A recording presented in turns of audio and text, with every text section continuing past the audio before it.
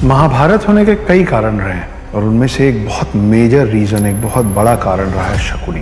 शकुनी दुर्योधन का कान भरता था, शकुनी दुर्योधन को बरगलाता था। शकुनी ही वो था जिसके पासों में जो वो मांगता था वो आता था और जिसके कारण पांडव वो बिसात हारे थे, जिसके कारण बाद में द्रौपदी का चीरहरण हुआ था। पर ये शकुनी ये सब ऐसा करता क्यों था? ये शकुनी ये सब क्यों कर रहा था? उसकी मंशा क्या थी? उसका हिडन एजेंडा क्या था? आज मैं आपको इसके बारे में बताने वाला हूँ।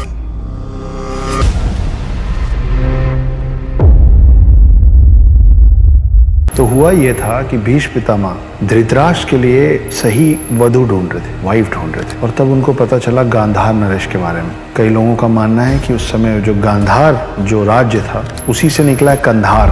कंधार जो अब अफगानिस्तान में पड़ता है। तो गांधार नरेश जो थे वो कईयों के मान्यता के हिसाब से आज के अफगानिस्तान के राजा होते थे, जिनको कहा जाता था गंधर्व नरेश। तो भीष्म पितामह पहुंचे गंधर्व नरेश के पास और उनसे कहा कि आपकी बेटी गांधारी का मैं हाथ मांगता हूँ कुरुवंश के राजा के लिए, जिनका नाम है धृतराष्ट्र। धृतराष्ट्र अंधे थे, गांधार नरेश बहुत ज्यादा चाहते नहीं थे, लेकिन ये राज्य बहुत छोटा था, इनकी क्षमता नहीं थी मना करने की। गांधार नरेश चुप रह गए। गांधारी और धृतराष्ट्र की शादी हो गई, मगर शादी के बाद भीष्म पितामह को एक ऐसी बात पता चली जो सुनने के बाद, जो पता करने के बाद उनको लगा कि उनके साथ धोखा हुआ है।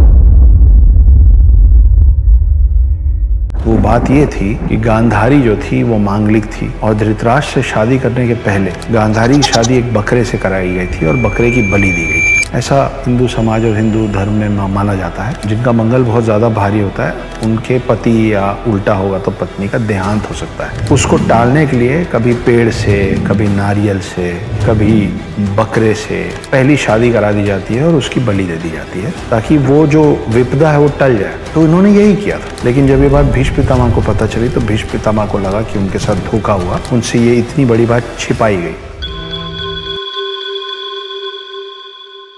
गुस्से में भीष्म पितामह ने गांधार नरेश को एक न्योता भेजा, एक आमंत्रण भेजा, एक इनविटेशन भेजा और उसमें उन्होंने कहा कि आपके कुनबे के जितने लोग हैं, आपकी फैमिली में, एक्सटेंडेड फैमिली में भी जितने लोग हैं, उन सबको लेके आप लोग हस्तिनापुर आइए हमारे पास, हम आपका अतिथि सत्कार करना चाहते हैं। मना नहीं कर सकते थे। लड़के वालों की तरफ से ऊपर से भीष्म पितामह ने बुलाया तो जाना तो पड़ेगा। सारे के सारे यहाँ आ गए। इन सबको गुस्से में भीष्म पितामह ने जेल में डाल दिया। एक सेल के अंदर इन सबको रख दिया गया।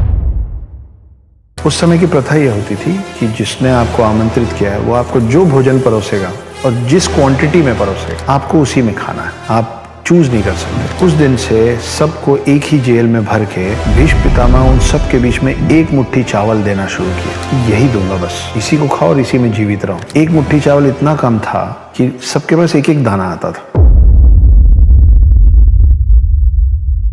देखते देखते हर दिन एक एक करके लोग मरने लग गए, क्योंकि एक दाने या 4 दाने से किसी का भोजन तो हो नहीं सकता। जब एक एक करके सब मर रहे थे उसमें गांधार नरेश भी थे और गांधार नरेश का पुत्र भी था जो था शकुनी, जो कि प्रिंस ऑफ गांधार था। जब ये लोग एक एक करके मर रहे थे तो इन सब लोगों ने मिलकर निर्णय लिया कि मरना तो तय है और इस तरीके से तो सारे मर जाएंगे, तो एक काम करते हैं, हमारे युवराज, हमारे जो प्रिंस है शकुनी, ये पूरा एक मुट्ठी चावल हर दिन उनको खाने देते हैं। सब लोग मान गए। शकुनी उस जेल के अंदर बैठ के रोज एक मुट्ठी चावल खाता था और रोज अपने प्रियजनों को, अपने रिश्तेदारों को मरता हुआ देखता था। धीरे धीरे मरते गए। भीष्म पितामह इस बीच में एक युद्ध लड़ने चले गए और ये लोग अंदर पड़े रह गए। हर दिन ये एक मुट्ठी चावल खाता था शकुनी और देखता था कि उसके और कुछ प्रियजन, उसके और कुछ रिश्तेदार मर गए। आखिरी में 2 लोग बचे, एक शकुनी और एक गांधार नरेश।